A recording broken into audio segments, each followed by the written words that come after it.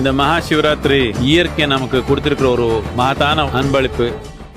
செவ்வாய்க்கிழமை என்பதால் திருவள்ளூர் மாவட்டம் சிறுவாபுரி முருகன் கோவிலில் பக்தர்கள் கூட்டம் அலைமோதுகிறது. இது குறித்த கூடுதல் தகவல்களை செய்தியாளர் பாஸ்கர் வழங்கிட கேட்கலாம். பாஸ்கர், வணக்கம். பக்தர்களின் பாதுகாப்பிற்காக ஏற்பாடுகள் செய்யப்பட்டுள்ளதா? மேலும் சுவாமி தரிசனத்திற்காக செய்யப்பட்டுள்ள சிறப்பு ஏற்பாடுகள் பற்றிய விவரங்களை பதிவு செய்யுங்கள். திருவள்ளூர் மாவட்டம் சிறுவாபுரியில் பிரசித்தி பெற்ற பாலசுப்ரமணிய சுவாமி திருக்கோயில் அமைந்துள்ளது. தொடர்ச்சியாக 6 வாரங்கள் இங்கு நெய் தீபம் ஏற்றி வழிபட்டால் வேண்டுதல் நிறைவேறும் என்பது பக்தர்களின் நம்பிக்கையாக இருந்து வருகிறது. அதிலும் முருகனுக்கு உகந்த செவ்வாய்க்கிழமை நாட்களில் சிறுவாபுரி கோயில் பக்தர்கள் அதிக அளவில் வந்து செல்வது வழக்கம்.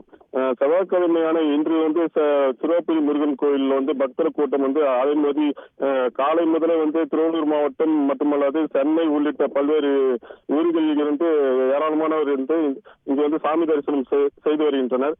பொது தரிசனம், கட்டண தரிசனம் என அனைத்து வரிசைகளிலும் பக்தர் கூட்டம் அதிகமாக காணப்படுகிறது. கோயிலுக்கு வெளியே நீண்ட வரிசைகள் காத்திருப்பு மண்டபம் வழியே கோயிலுக்கு சுமார் 3 மணி நேரத்துக்கு மேலாக காத்திருந்து பக்தர்கள் சாமி தரிசனம் செய்து வருகின்றனர். புதிய வீடு கட்ட வேண்டும், திருமண தடை நீக்க வேண்டும் என அரசியல், ரியல் எஸ்டேட், தொழில் என பல்வேறு வேண்டுதல் நிறைவேற்றுவதற்காக பக்தர்கள் பின்பற்றும் உள்ளனர். வேப்பமரம் நெய் தீபம் ஏற்றி வழிபட்டு செய்தும் செங்கற்கள் அடுக்கி வைத்து பக்தர்கள் நேர்த்தி கடன் செலுத்தி வருகின்றனர்.